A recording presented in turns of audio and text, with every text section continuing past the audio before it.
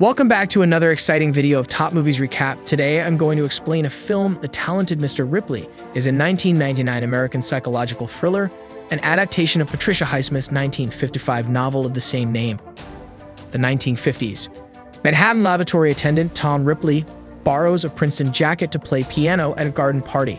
When the wealthy father of a recent Princeton grad chats Tom up, Tom pretends to know the son and is soon offered $1,000 to go to Italy to convince Dickie Greenleaf to return home. In Italy, Tom attaches himself to Dickie and to Marge, Dickie's cultured fiancée, pretending to love jazz and harboring homoerotic hopes as he soaks in luxury. Besides lying, Tom's talents include impressions and forgery, so when the handsome and confident Dickie tires of Tom, dismissing him as a bore, Tom goes to extreme lengths to make Greenleaf's privileges his own. So let's dive into the story, but before we start, don't forget to hit the like button and also subscribe to our channel to get some interesting stuff in upcoming videos. Tom Ripley is a young man struggling to make a living in late 1950s New York City using his talents, forgery, lying, and impersonation.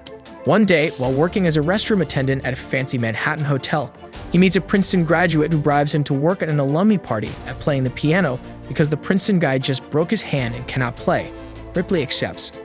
While playing piano at a cocktail party, Ripley is approached by wealthy shipbuilder Herbert Greenleaf, who mistakenly believes that Ripley went to Princeton with his son, Dickie, because Ripley is wearing the borrowed Princeton blazer.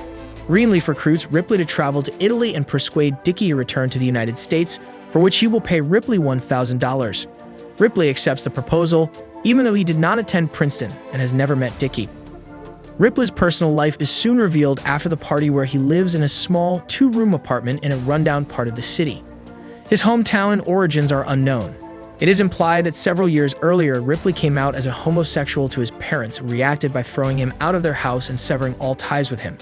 Now alone, Ripley struggles to get by without family support, as well as search for his one true love as an outlet for his loneliness. Upon arriving by ship in Europe, Ripley meets a young and wealthy textile heiress named Meredith Logg. During their brief conversation, he impulsively pretends to be Dickie, later commenting in voiceover that it is better to be a fake somebody than a real nobody.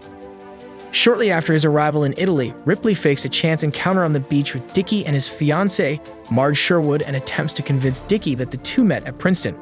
Ripley later visits Dickie and Marge and discloses that Dickie's father paid him to travel to Europe and persuade Dickie to return home. This revelation infuriates Dickie. He declines the invitation and suggests Ripley go back to America and inform his father that he has no intention of ever returning. Ripley instead insinuates himself into Dickie's life under the pretext of being a fellow jazz lover. The two concoct a scheme for Ripley to wring additional funds from Herbert Greenleaf by regularly mailing letters suggesting Dickie is wavering and will likely return to America if Ripley can remain in Italy and continue applying pressure. On a jaunt to Rome, Ripley meets Dickie's friend Freddie Miles, who treats Ripley with barely concealed contempt. A local girl whom Dickie had impregnated drowns herself after he refuses to help her financially. This sends Dickie into a downward spiral.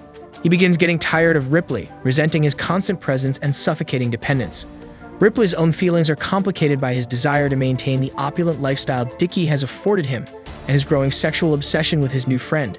As a goodwill gesture before Ripley returns to America, Dickie invites Ripley to sail with him for a last trip to San Remo, where Dickie is shopping for a new residence.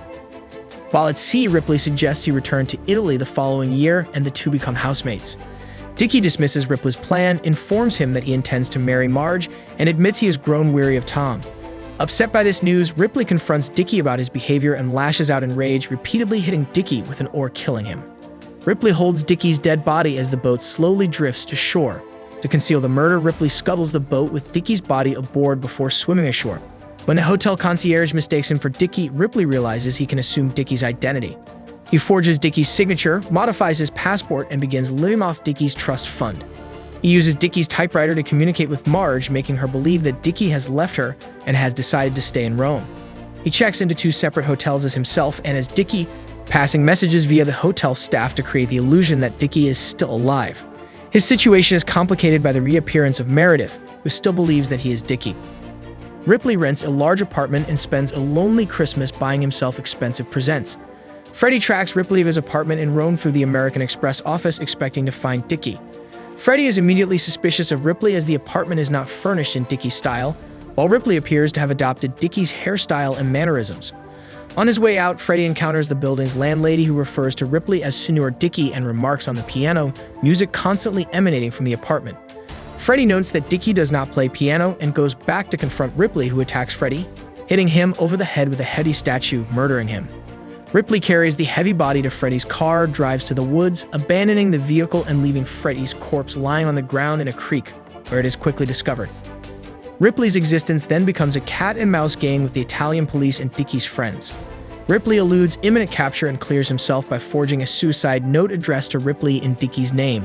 He then moves to Venice and rents an apartment under his real name. Though trusted by Dickie's father, Ripley is disquieted when Mr. Greenleaf hires American private detective Alden McCarran to investigate Dickie's disappearance.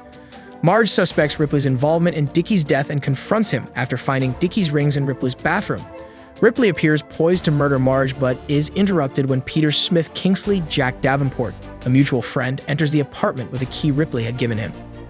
At the climax, Marge, Dickie's father, and McCarran all confront Ripley at his apartment in Venice, but luck seems to stay with Ripley. McCarran, after uncovering certain sordid details about Dickie's past, reveals to Ripley that Mr. Greenleaf has requested the investigation be dropped. McCarran will not share his revelations with the Italian police and asks Ripley to promise to do the same. In exchange for his candor and implications made in Dickie's suicide note, Herbert Greenleaf intends to transfer a substantial portion of Dickie's trust fund income to Ripley. Marge is dismayed at the resolution, furiously accusing Ripley of involvement in Dickie's disappearance before Greenleaf and McCarran drag her away. Alienated with them and Ripley, Marge leaves to return to America. Now lovers, Ripley and Peter go on a cruise together, only to discover that Meredith is also on board. Ripley realizes that he cannot prevent Peter from communicating with Meredith and discovering that he has been passing himself off as Dickie. Peter and Meredith know each other and would certainly meet at some point on the voyage.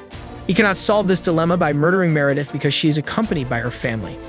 Ripley enters Peter's room and suggests the two remain below deck for the duration of the cruise, but quickly dismisses this idea as he cannot offer Peter a legitimate reason for doing so. Ripley sobs as he strangles Peter to death, throws his body overboard, then returns to his own cabin where he sits alone. Although Tom Ripley knows that he has gotten away with his crimes and will never be brought to justice, he has sadly resigned himself to a solitary life without love or acceptance. At one point or another, all of us have probably fantasized about becoming someone else. But for young Tom Ripley, that's exactly what he sets out to achieve, using all his cunning and chameleon-like powers of reinvention to create a new identity for himself and a new life too. When he encounters the wealthy, jazz-loving playboy Dickie Greenleaf at a sun-kissed Italian coastal resort, it seems like the start of a firm friendship. But soon, it looks like Tom doesn't just want to hang around with Dickie. He wants to become him, and he'll stop at nothing to get what he desires. This is a brilliantly crafted, expertly creepy tale of obsession and identity adapted from the novel by crime writer Patricia Highsmith. We hope you've enjoyed our today's video. If you did like this video, smash that like button and subscribe to our channel to stay up to date with the latest and interesting videos.